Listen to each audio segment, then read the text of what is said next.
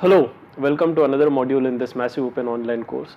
So in this module, we'll start looking at a different topic, which is channel coding. Alright, so far we have seen source coding, and now which is basically we said to represent the symbols of a source efficiently in terms of bits. Now we'll start looking at a different aspect of communication, that is communication over a digital communication channel, which is channel coding. Okay, so we want to start looking at a new topic,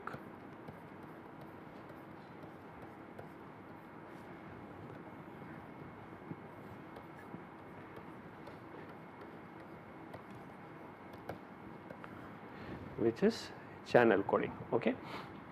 Now, as we have seen in a communication system, what we have is we have a binary message,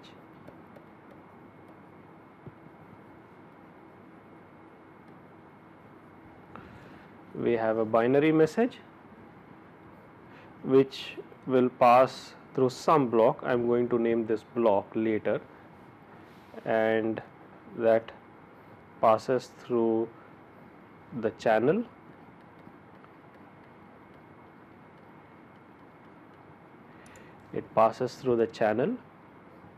followed by some other block. We are going to name these blocks later, and followed by the output. Okay. So naturally here at this point we have to have we have to be able to estimate. Alright, so this is the recovered message.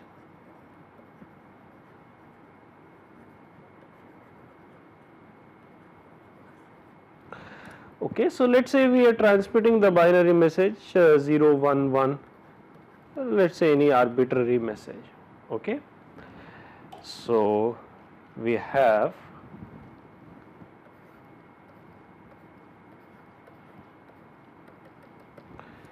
this is the transmitted message.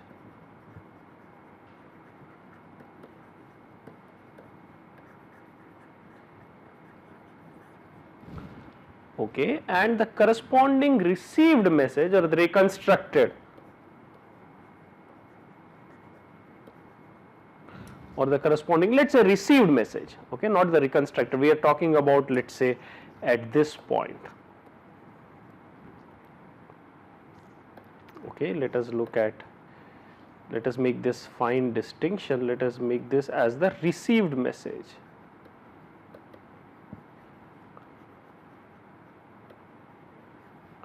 And let's say the received message or the equivalent received string, and remember we are looking at digital messages, therefore we are looking at a sequence of digital information bits, binary information bits, that constitutes a digital message. Okay, the received message can be something like 0, 1, 1, 1, 0, 1.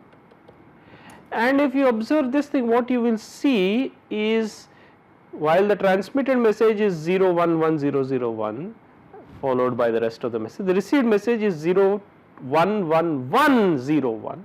So if you can look at this position, there is an error, okay, in the received message. The transmitted bit is a 0, received message or received bit is 1. So there is an error, or more specifically there is a bit error. Okay, so this bit error arises over the channel. So there is a bit error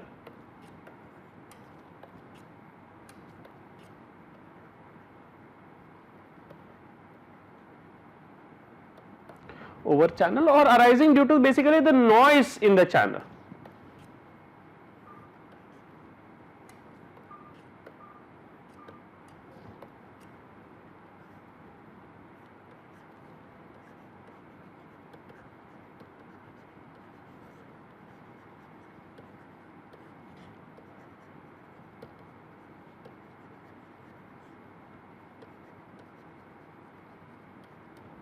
This arises basically due to the noise over the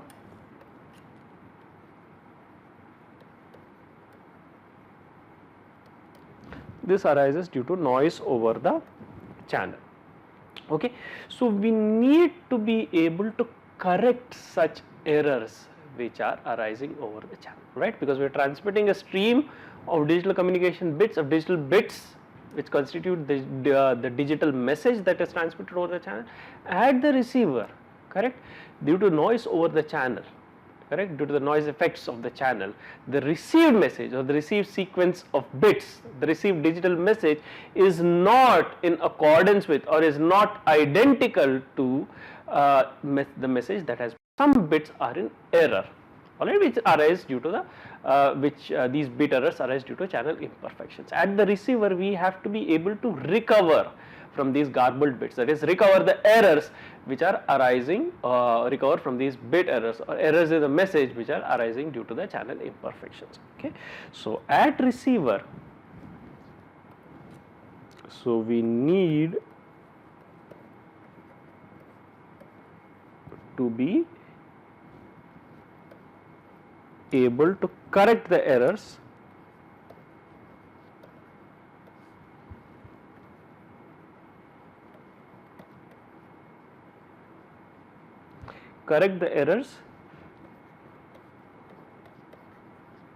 to the best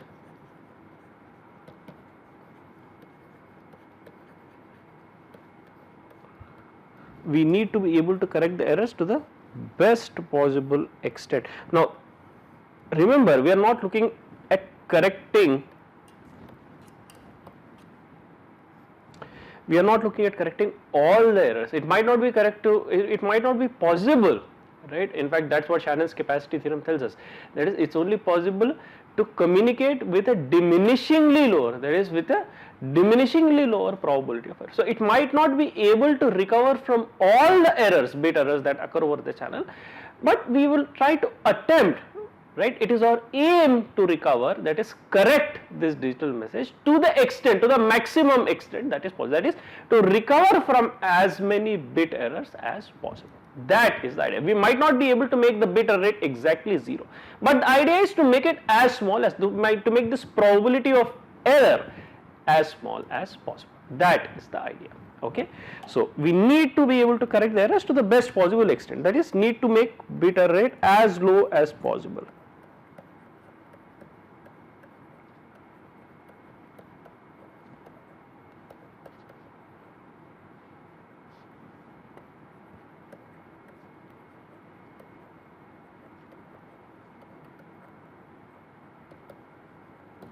Need to make the bit error rate as low as possible. Now, the question now arises, how does one do this? How does one do this? Let us look at a simple example. To eliminate bit error, let us look at a very simple example. To understand this better, I am going to look at a very simple example which might almost be something that is rather inefficient, as you are going to see shortly, correct, but for the sake of understanding, let us go back again to our transmitted sequence of bits 0 1 1 0 0 1. What I am not going to, so this is the transmitted sequence, that is, sequence of bits to be transmitted, not transmitted, this is now to be transmitted. Okay, what I am going to do now is I am going to repeat each bit. Instead of transmitting 0, I am going to repetitively transmit each bit 3 times. So 0,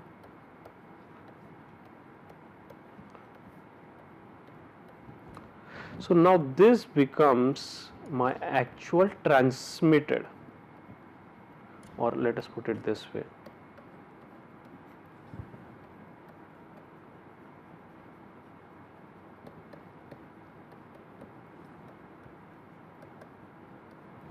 This is the transmitted series of bits. Okay. Now let us say if there are some bit flips, for instance, let us say the first bits are 0 0 0, this bit 1 1 1, the first bit 1 flips to 0, rest are intact 0 1 1, the next also let us say this bit flips 0 1 1, let us say next are received correctly 0 0 0, let us say this bit flips, the last one flips to a 0 and so on, of course. So, what we have seen is this bit is flipped, this bit is flipped, this bit is, so I am using the arrows, flip or basically bit flips arising due to errors, correct. These are basically, you will realize, bit flip or error, basically a flip or a bit error. Okay. So, what we have is we have bit errors, but while decoding you can see that there would be no problem, there wouldn't be any problem, because if you use a majority rule or majority logic decoding, by majority logic decoding you mean that we are repeating each bit 3 times. So, if 2 or more of the bits are 1, then you decide a 1, or if 2 or more are 0, then you decide a 0. This is known as a majority logic. It is a very simple rule, that is, you look at each bit group of 3 bits, assign the majority, assign the decoded bit to the bits which are in a majority. If the zeros are in a majority, then assign a 0, if the ones are in a majority, then assign 1. For instance, here we have 3 zeros, so this will obviously be a 0, correct. So, this will be 0, 0, 1, 1, 2 bits are 1, so this will be 1, 0, 1, 1, again this will be 1, 0, 0, 0, again this will be 0, majority is 0, 0, 0, 0, no question, this is 0, 1, 1, 0, majority is 1, so this is a 1. So, basically we have got our, this is our decoded.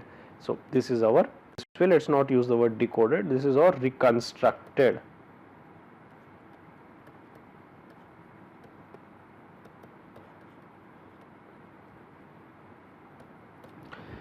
So, now you can say this reconstructed, despite the errors, the reconstructed bit sequence is identical to the transmitted bit sequence. Okay. So, now you can see we have recovered, in principle, of course there are a lot of problems with what I have talked about. In principle,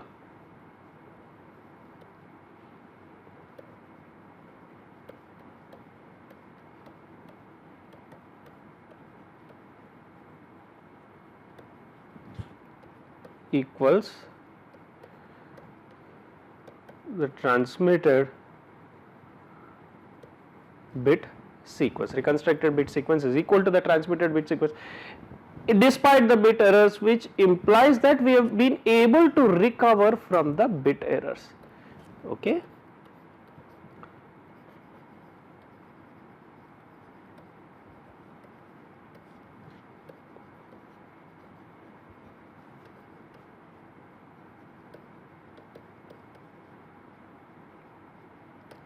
Which implies that we are able to recover from the bit errors. Okay. We are using a majority decision rule. Now, here we are using a majority decision rule. That is also something that you should remember.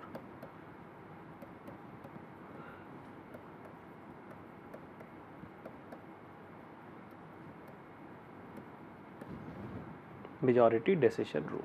Okay. And that is very obvious. What you now observe, therefore.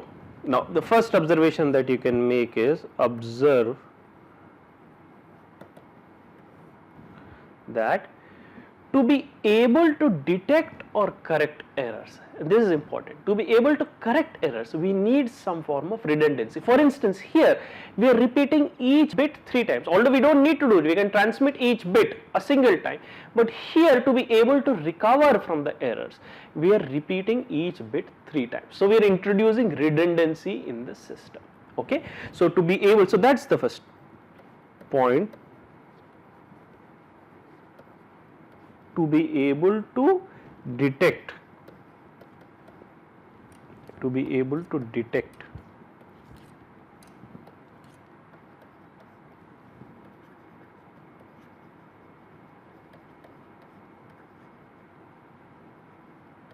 detect or correct errors, we need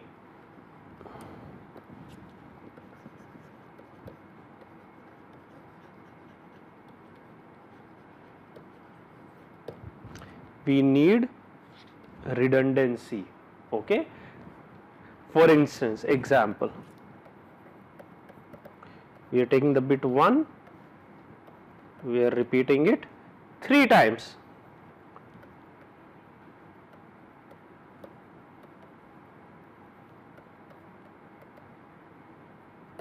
Repeated 3 times.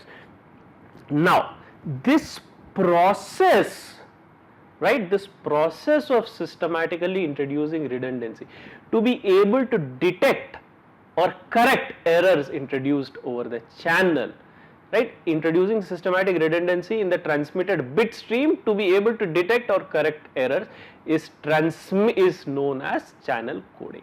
And the particular code, that is the particular format of redundancy that is employed, that is known as the channel code or an error control code. Okay. So the point is, okay, this process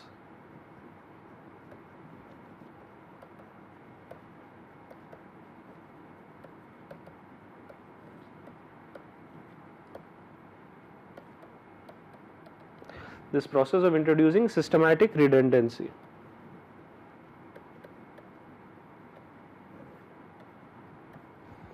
to enable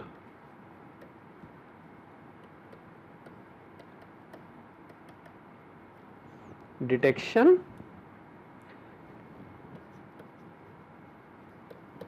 or correction, for that matter, and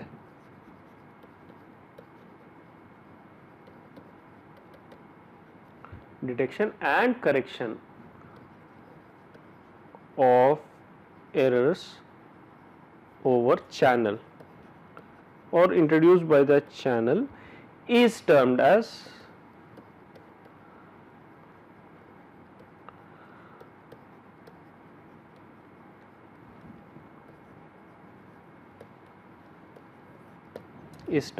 channel coding. So this is basically termed as channel coding. Okay, so this process of systematically introducing and the particular code is termed as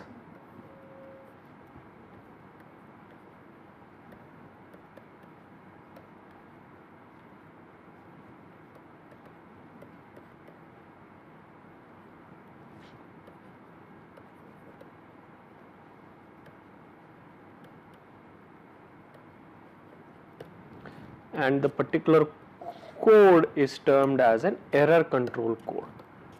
Okay, so the particular code, this is termed as an error control code. Okay, so this process is known as channel coding, that is introducing this systematically introducing the redundancy. The code that is employed is termed as an error control code.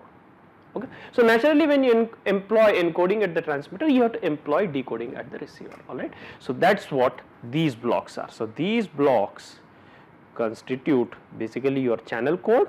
Let's now fill in these blocks. These blocks constitute your channel code,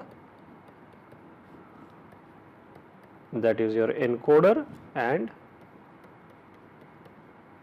this is the corresponding decoder. And out of the decoder you get the, so you have the received message, you decode it, you get the recovered message or the reconstructed message. You can also think of this as the reconstructed.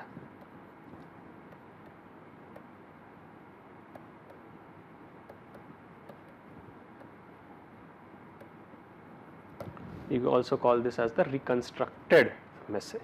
Okay. Also observe that each bit, for example 0, is repeated 3 times.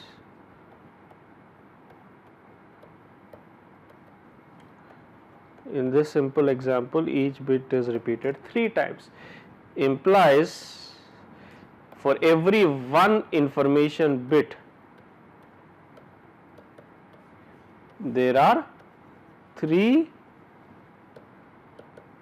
code bits, which is equal to 1 over 3. This is termed as the rate of code. So the rate of the code is basically 1 over 3. What is this? This is basically your number of information bits. You can see what is this. This is the number of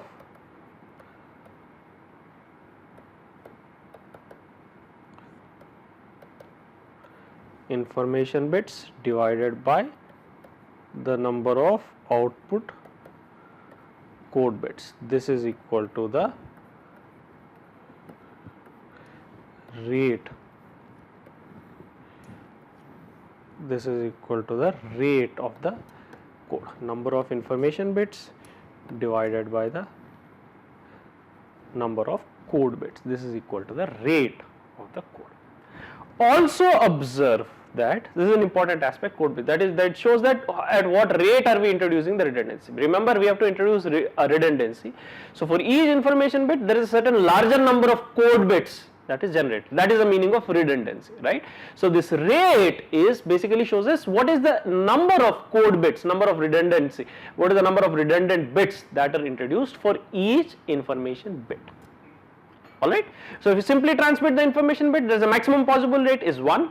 As the redundancy increases, the code rate decreases. Obviously the number of code bits keeps increasing, redundancy keeps increasing, therefore rate of the code keeps decreasing. Okay, so rate characterizes the redundancy. Okay, so as redundancy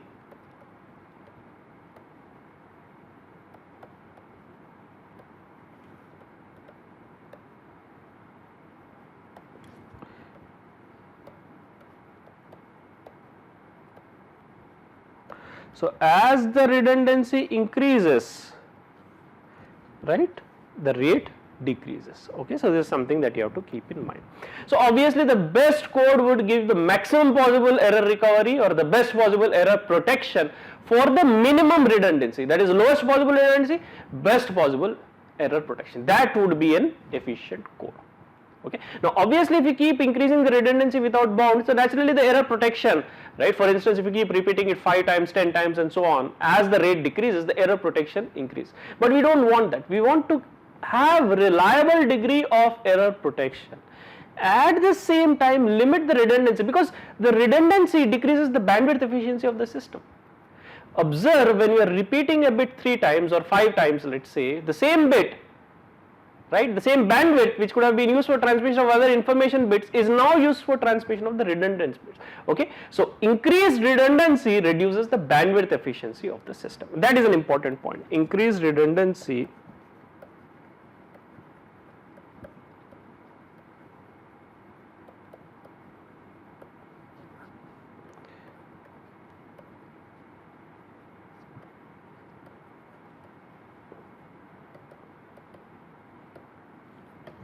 implies a lower bandwidth efficiency. That is something that one has to keep in. Now also observe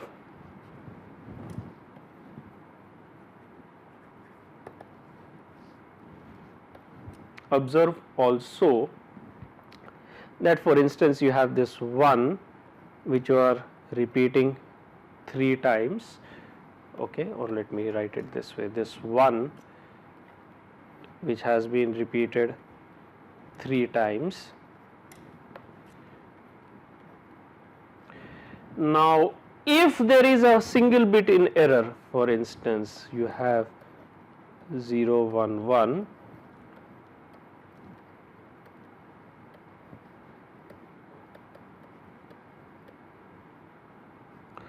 this single bit in error, you can detect it, because the moment you see 0, 1, 1, it can be the transmitted sequence, 3-bit sequence can either be 1, 1, 1 corresponding to repetition of 1 or 0, 0, 0. Moment you see 0, 1, 1, you can detect an error. So you can detect, and not only that, using the majority rule you can correct it, because 0, 1, 1 using the majority logic, this will be bit 1 because the majority is 1, 2 ones and 1 0. So you can also correct it using the majority logic rule.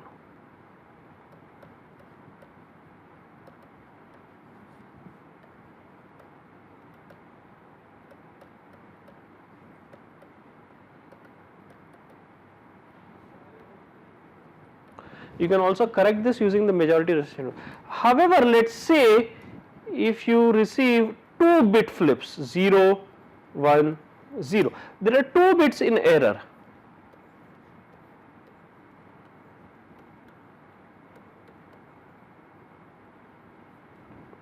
You can only detect this.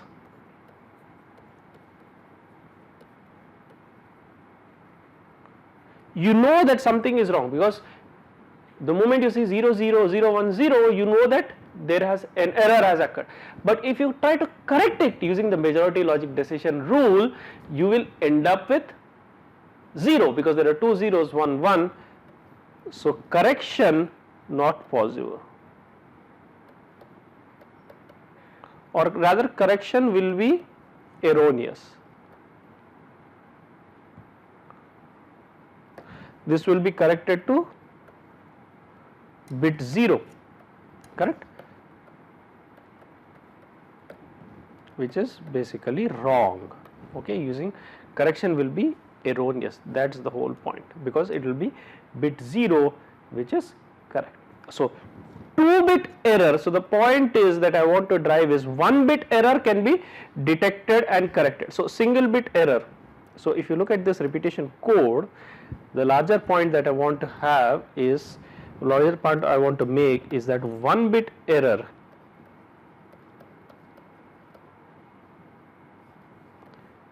this is both detected plus corrected.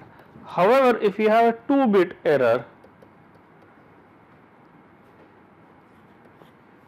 this is only detected but not corrected. So this is only detected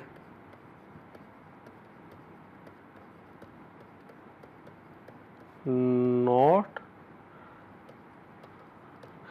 detected but not corrected. So every code has an error correction capability, has an error detection capability, and if you look at here, the number of bit errors you can detect is larger than the number of bit errors that can correct. Obviously, if a bit error can be corrected, then it's necessary to be detected. You can correct it only if you detect it, correct? But if you detect it, it might not be necessary that you will be able to correct it. Okay, so that's the distinct. We'll talk more about these things later, correct, as we progress through several other modules in this course. But the important point to keep in mind is that every code has a bit detection capability, has a bit correction capability. Okay, and if you look at the Hamming distance between the code words, and another way to characterize this is by what is known as the Hamming distance.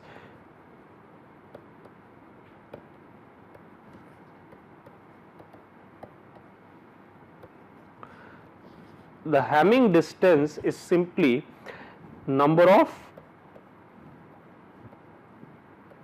dissimilar bits.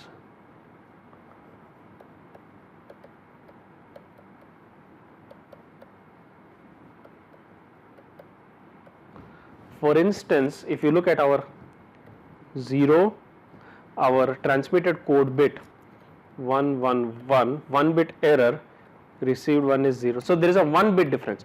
So these are same, 1 is same, this is different, implies the Hamming distance dh equals 1. That is basically 1, the Hamming distance between the transmitted and received word is 1. On the other hand, if you look at the second one, that is 111 and 010, 111, and if you look at the second one, that is 010, 10, now of course these two are identical, these are different. So Hamming distance equals 2. This basically implies 2 different, or 2 bits, 2 dissimilar bits, let's put it that way. 2 bits differ basically, okay, 2 dissimilar.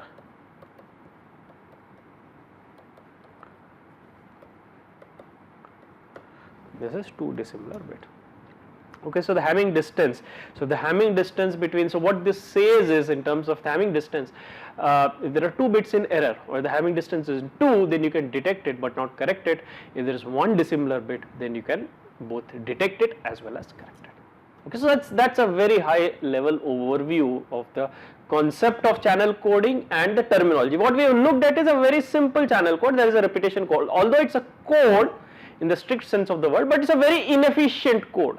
What we will see is there are much better and much more efficient codes, much more efficient in the sense that is have a very low probability of error as well as very low redundancy, that is give the best possible, give the lowest possible probability of error for the least possible redundancy. As we said, this is a metric to characterize the efficiency of the code, and we will see one such code or one such class of codes in the subsequent modules, which are termed as convolutional codes. That is where we are heading towards.